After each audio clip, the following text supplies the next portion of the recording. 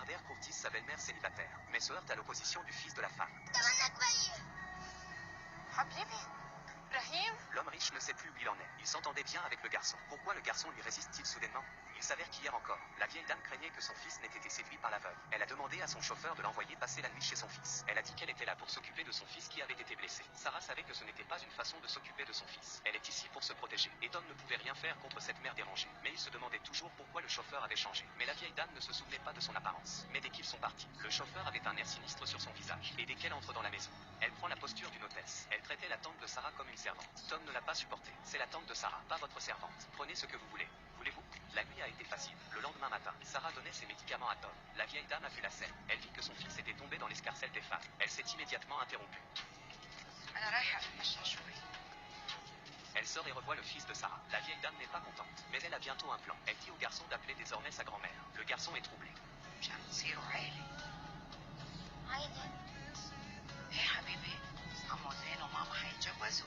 يصير هو ابوك تقول له يا بابا بس انا عندي باي ايه بس انتي وماما وعمو زين حتسكنوا مع بعض وحيصير هو ابوك بابا دي انا عندي باي.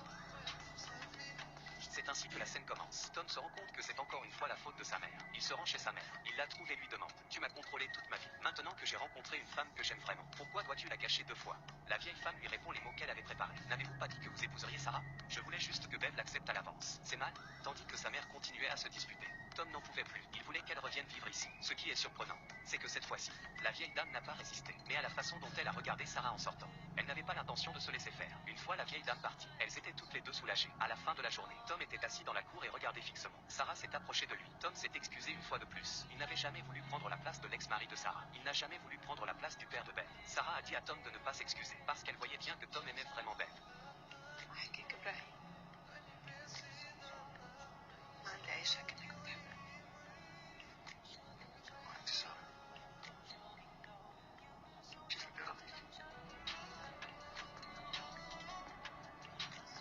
Voyant que l'ambiance était au rendez-vous, Tom a d'abord regardé le ciel à 45 degrés. Puis il s'est lentement penché et a pris Sarah dans ses bras. Mais qui l'aurait cru? Ce qui semblait être une belle scène n'était qu'un prélude à la tempête. Le chauffeur qui a amené la vieille dame ici hier était l'un des hommes de Scar, l'ennemi juré de Tom. Le chauffeur a trouvé Scar. Il lui a donné la position actuelle de Tom. Scar a été satisfait de l'efficacité du chauffeur. Il lui a donné de l'argent sur le champ pour sortir de la maison. Pendant ce temps, une fois la vieille dame rentrée chez elle, elle n'arrivait pas à dormir en pensant à ce qui s'était passé pendant la journée. Elle savait que son fils était complètement perdu dans ses pensées. Il n'y avait aucun moyen de changer le résultat par des moyens normaux. Elle a donc pensé à quelque chose qu'aucune personne normale ne pourrait faire. Elle a fouillé dans les tiroirs. Elle a pris un flacon de somnifère et l'a versé dans sa main. Puis elle l'a avalé.